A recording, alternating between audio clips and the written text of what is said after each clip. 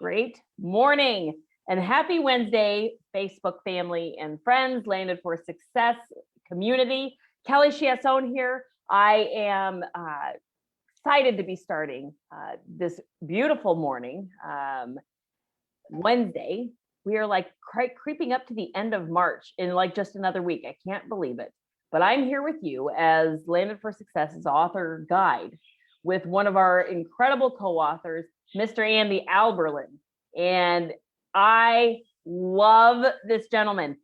Andy, I'm so glad that we get to start our day together, and I get to have you here, have some of your time to talk about you, why you're wanting to share your story, and that's exciting. Our book, Untold Stories, is launching very, very soon, finalizing some of the details behind the scenes to really lock that date in, but it is coming.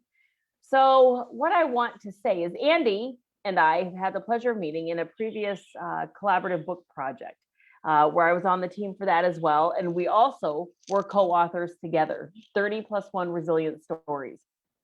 And that was a phenomenal project, Andy. And so now here you are, 18 authors, 18 stories. Why did you want to, what made you want to come back and just write again and share again? Well, Kelly, thank you for having me on today. I'm really excited to start my Wednesday out speaking with you. We always have a great time together. We're certainly kindred spirits in many senses of the word.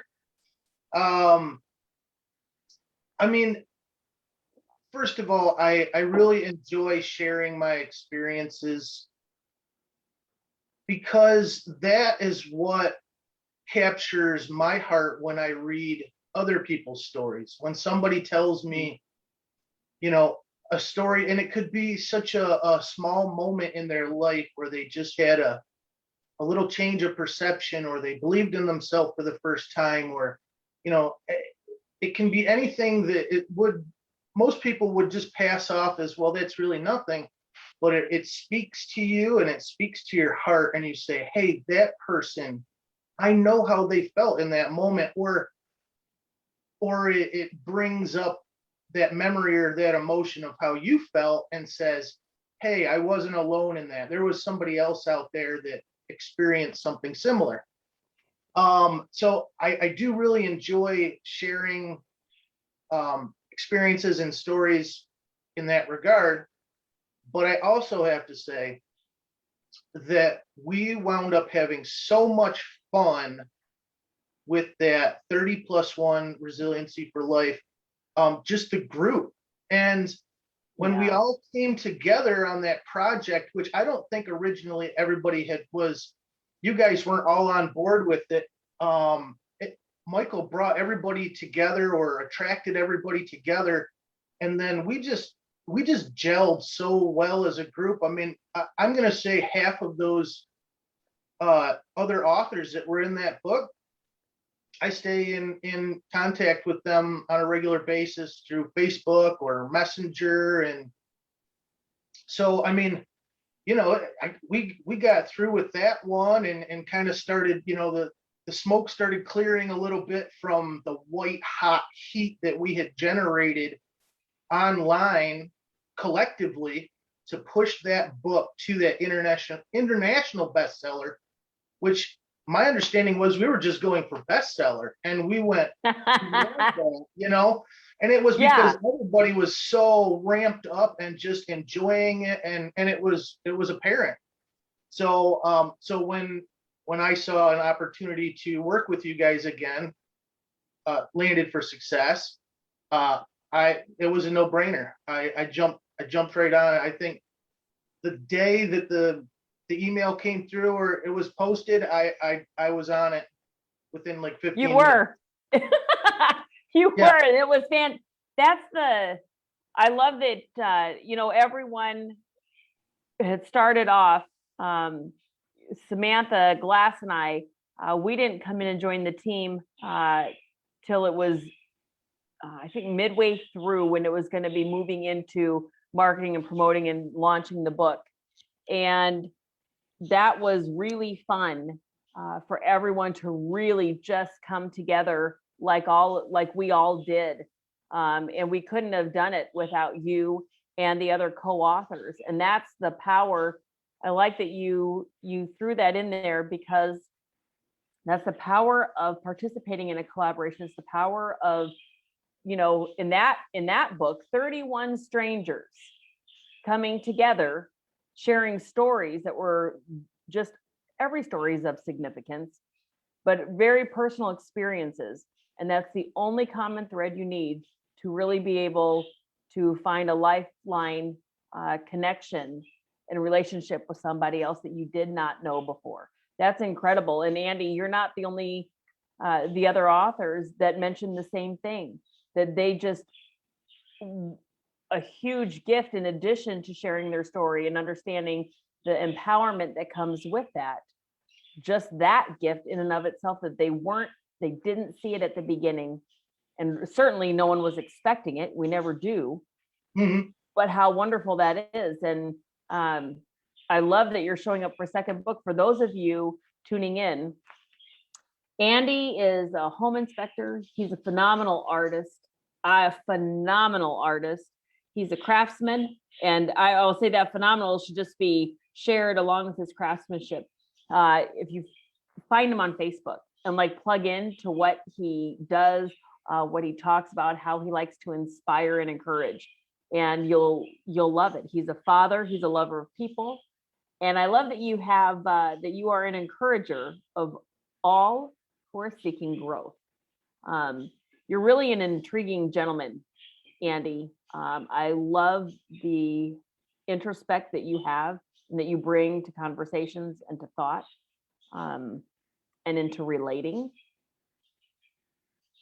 Why are stories so important? Why is it really important for you to share another aspect of who you are with thousands of people that you will never ever meet? Well, in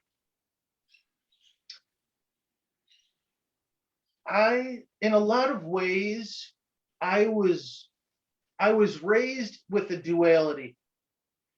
And the duality was that you don't share your emotions unless they're good emotions.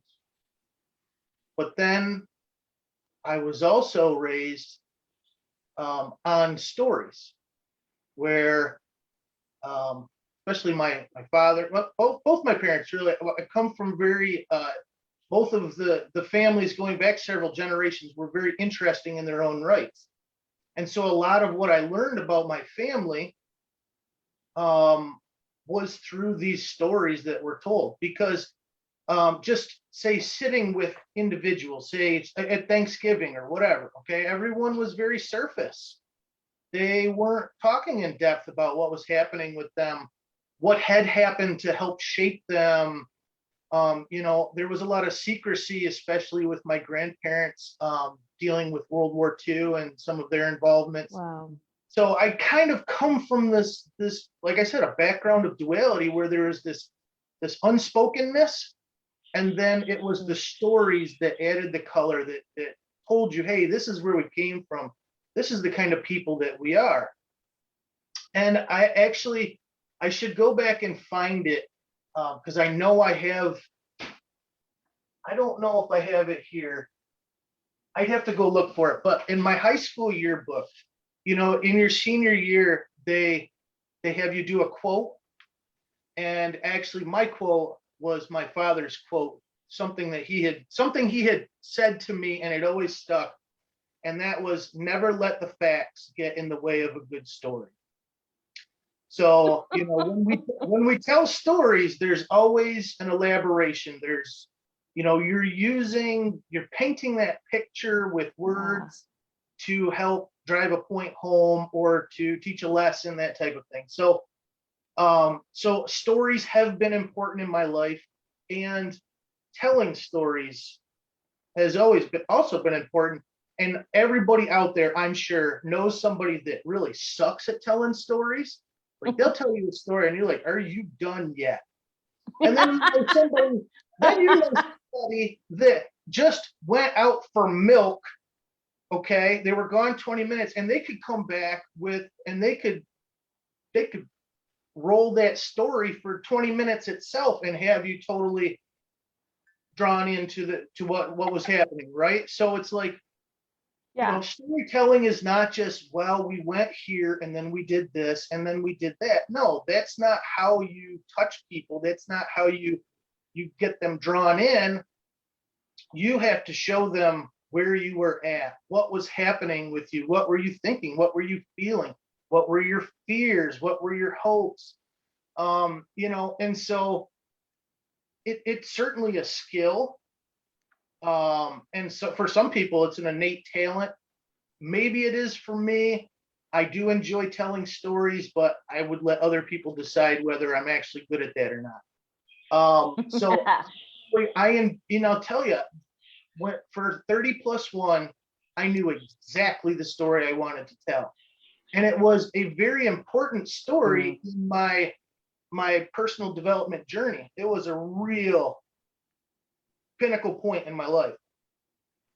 With this one, I mean, I said yes before I had the story I wanted to tell. I wanted to work with you folks, and I wanted to talk about a very tiny little moment where I felt successful, because so many of us, we kind of have this grand notion of success where, and we see it all over the internet. You got four Ferraris in the yard and this big stupid house and all this stuff, and people go, "Hey, that's success."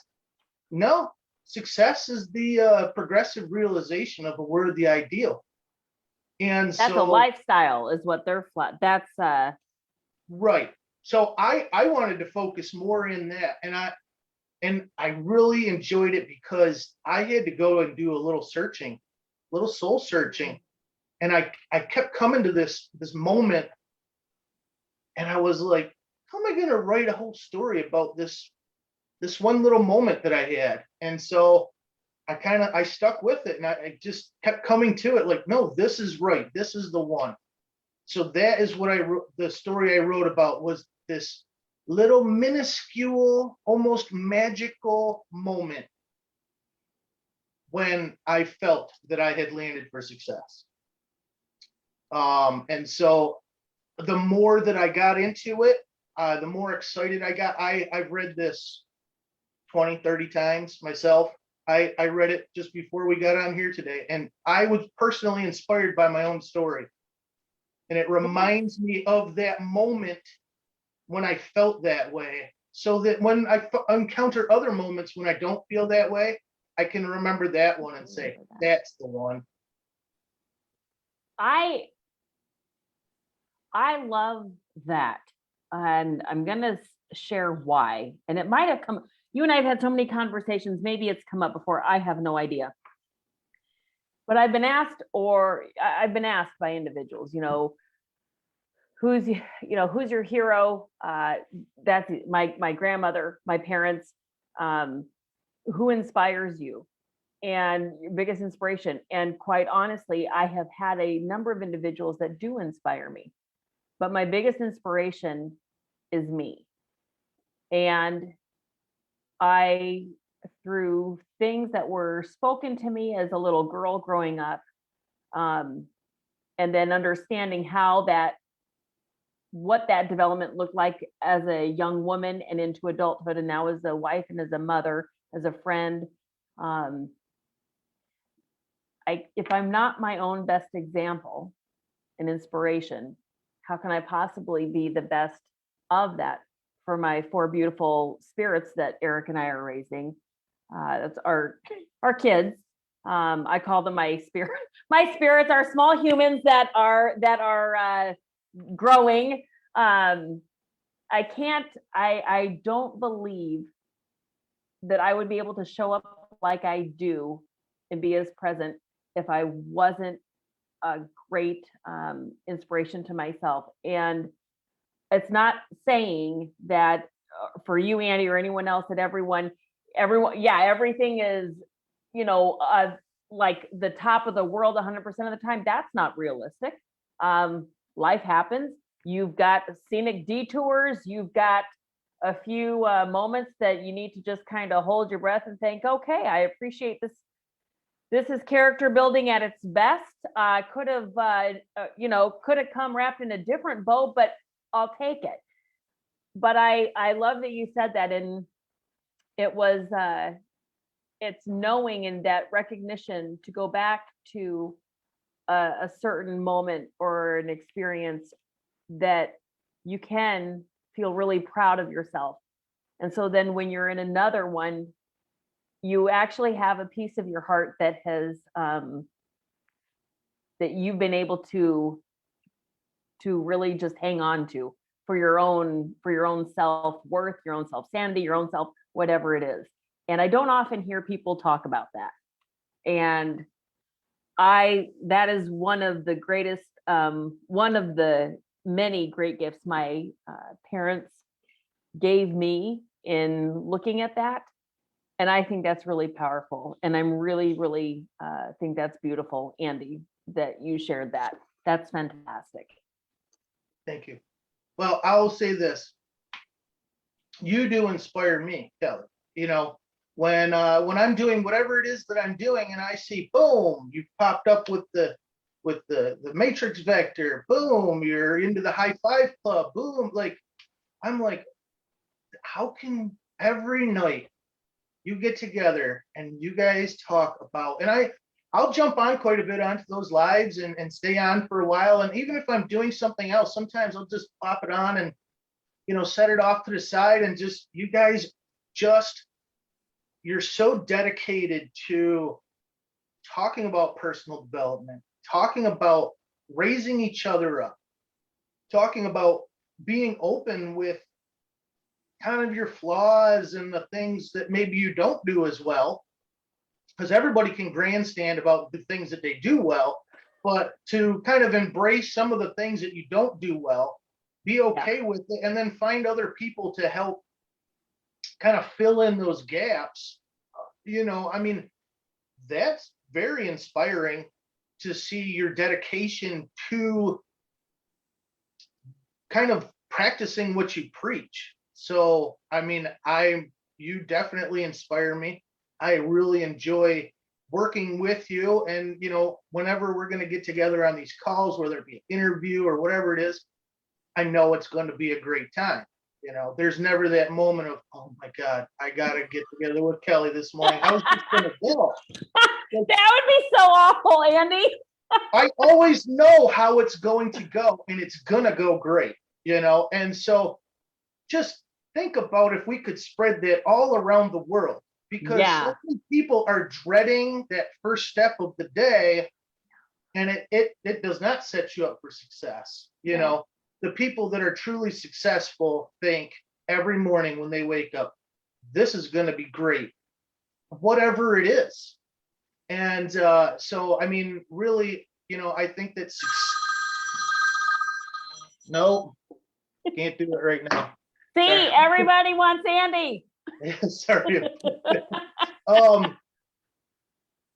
So I think that people that are truly successful have already decided that it's going to be great. And we get so much information bombarded at us. And I know that I'm susceptible to this as well, as I might see somebody doing, showing that they're doing really well with their business, or I'm perceiving that they're making substantially more money than I am, or they're doing things that are more fun than maybe the things that I do. And, you feel this little pang of kind of envy or maybe guilt, like, hey, I'm not working as hard as that person, and we can all get that stuff swirling around, and none of it really helps us.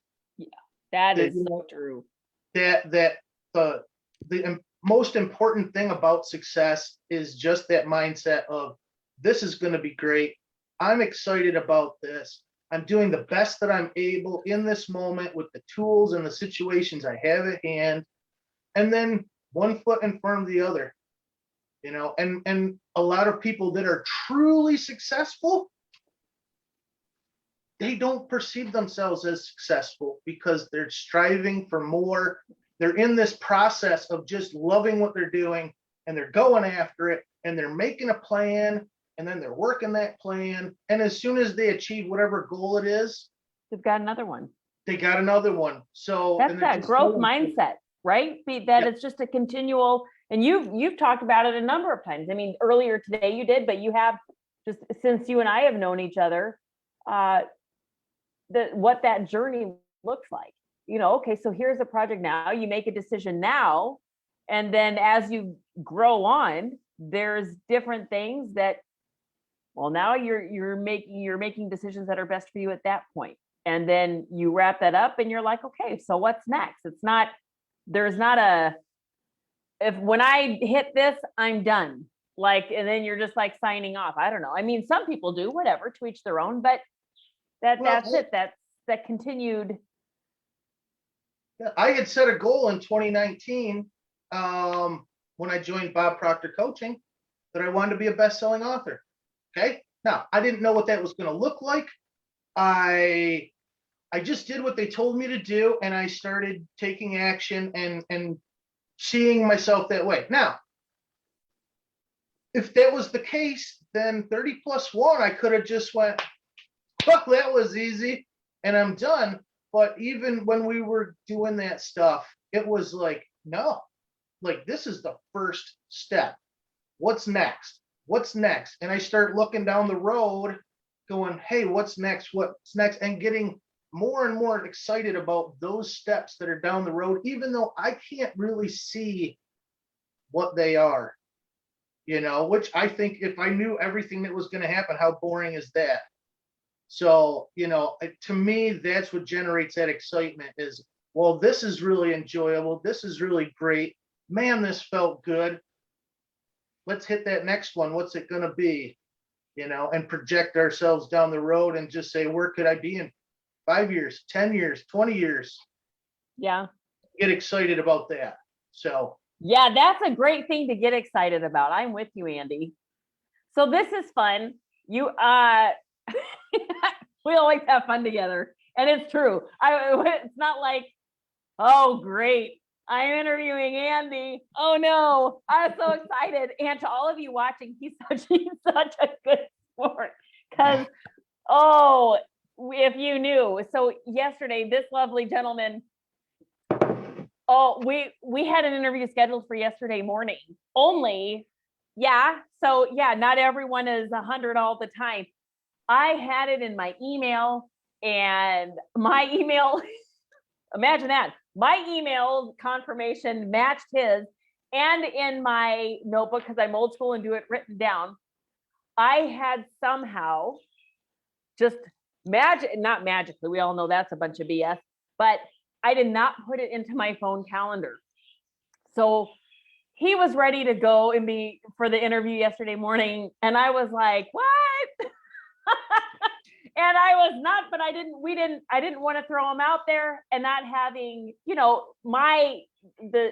get some promotions out there and things like this, but it's really something to connect with kindred spirits. I love working in collaborative spaces with you, Andy. And this is something really fun. So this is just another aspect of why people just love Andy. Okay. This was a recent post of yours. And I was like, I can't, Andy will attest to this. I'm not so great at a 5-second audio message. It typically is a little lengthier than that. And now, that being said, I took a screenshot in one of my spaces with 2 of my partners, and my message was a second. And it is saved.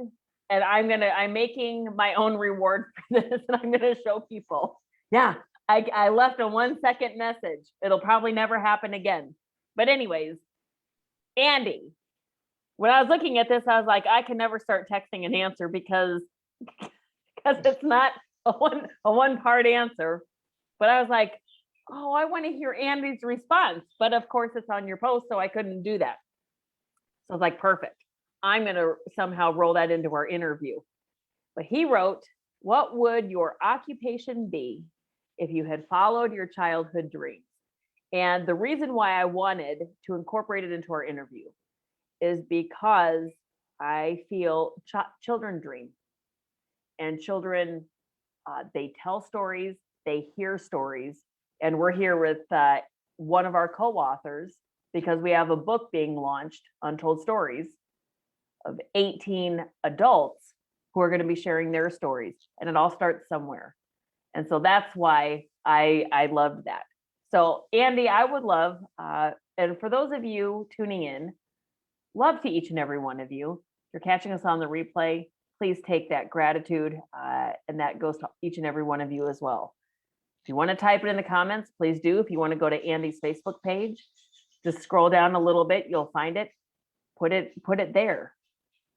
But what would your occupation be if you had followed your childhood dreams, Andy? Well, as a kid, I was a lot like I am as an adult, where it's not just one thing. So you put everybody in a trap with that. It was, and none of the things seem connected, But so I'm going to say my primary childhood dream was to open a campground. And this goes back to, I'm going to say 7, just for the heck of it, that I was around 7 years old. And I felt this so strongly that I had this place designed in my mind. I could see it. Wow. So you would drive down a dirt road, and on one side of the dirt road would be this tall, thick hedge. And you would get to this place that just had a sign, and it said Hidden Valley Campground. And when you press the button, the hedge would open. And as you pulled your car into this valley would open up, and it was just full of trees and campsites, and you would go down into this Hidden Valley Campground. I can see it as clear as I could then today. And it's always stuck with me. Where that whole thing came from, I'm not sure, but what I think was most amazing is that if I go back through my life, I attracted situations that were very close to that. When I was in my late teens, I worked at a place called Stonewood Ponds, and it was a 460-acre conference center out in the middle of nowhere. You drove down a dirt road, and you came upon this big stone pillared gate with an archway over it that said Stonewood Ponds. Wow. And as you drove back through, all these buildings and ponds and areas would kind of like be presented. And I worked maintenance there for I think 3 years, where I got to run heavy equipment. I learned how to build stuff. I learned how to work on things, and it was also a conference center, so we would set up for parties, banquets, employee kind of conferences and stuff. So we learned how to set up for parties and to host, to cook, and to put all that stuff together. So, it's just like, and there's been other times throughout the years where it's almost as if those things were being presented to me to acquire the skills that one would need to do something like that, both mechanical and kind of shaping the land, creating those type, but also how to make people feel happy, to be a host, to make sure that people had everything that they needed. So, to start creating that mindset. So for me, that was the one that I had posted on. And I have to tell you that I was really blown away by the response to that post that you're talking about. And I had no intention of it going the way that it did. That I decided that I should just thank everyone for sharing, because a lot of us have kind of put our dreams in jail, and we don't tell people what our childhood dreams are because we're afraid somebody's going to make fun of us, or, oh, well, you failed because you didn't do that.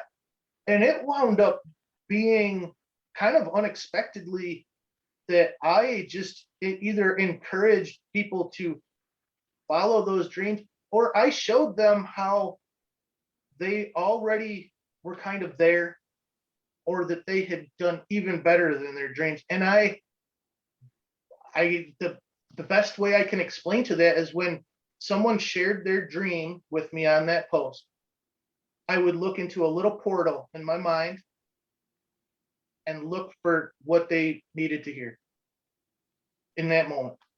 And then I would type that in and hit send. And more people kept sharing. And I would be amazed if I had to sit here all day and do that and just have everyone share their dreams.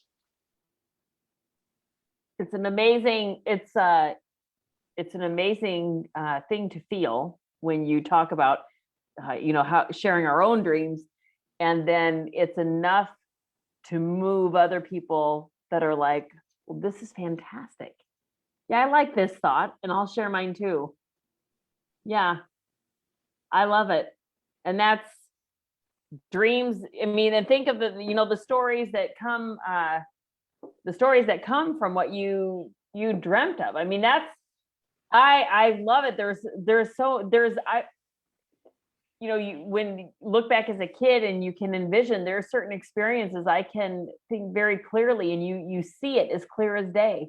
I can remember it just as when I was a kid. I would do a lot of that when we would do like long family road trips, and depending on what was out the window, I would just go into fantasy land in my imagination. And I loved road trips. My favorite thing ever, for that reason. And because it was quiet, and I would just imagine all sorts of things very clear and see myself in different things. When I was older, I would envision that in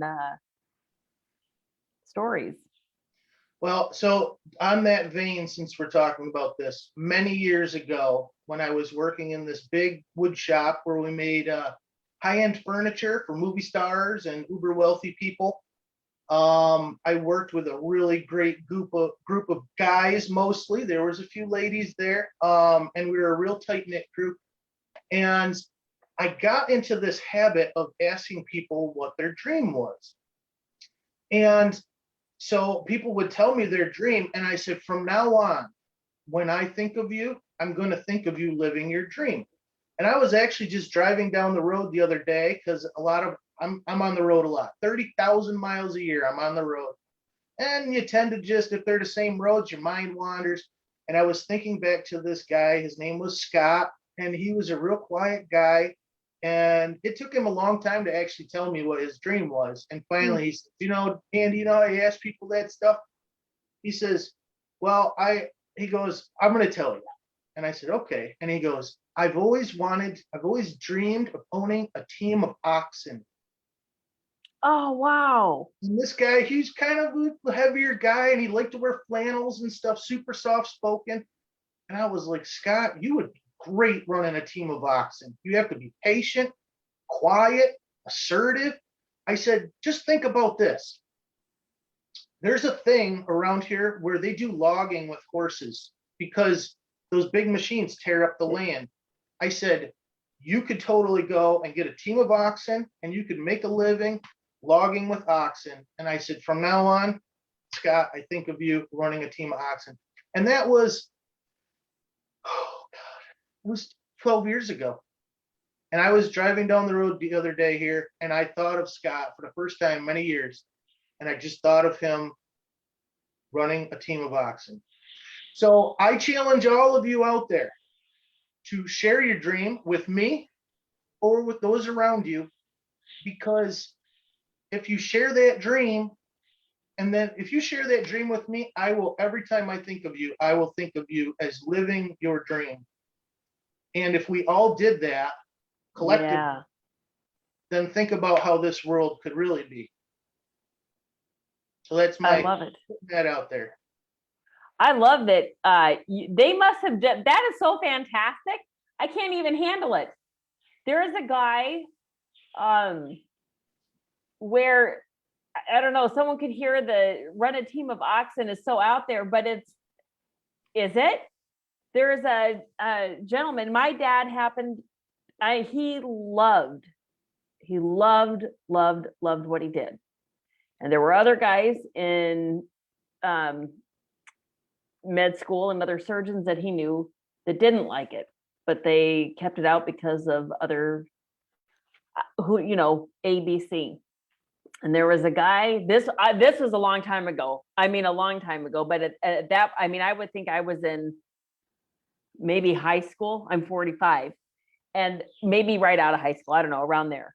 And my dad had shared with us that a guy, a fellow surgeon that was in Oklahoma, his dream from when he was a young guy was he wanted an ostrich farm. And it's not that he hated his patients. That was his dream. And his wife had told him for a few years, do it, get an ostrich farm. And sure enough, people are like, that'd be crazy.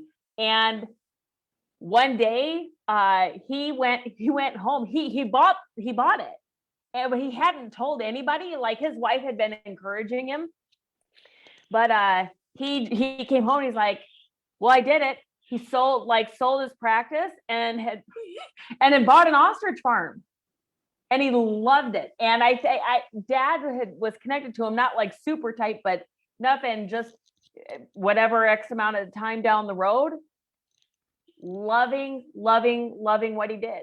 Mm-hmm. And funny enough, when we love what we do, the other thing of that is, I think even Andy, as young as you and I are,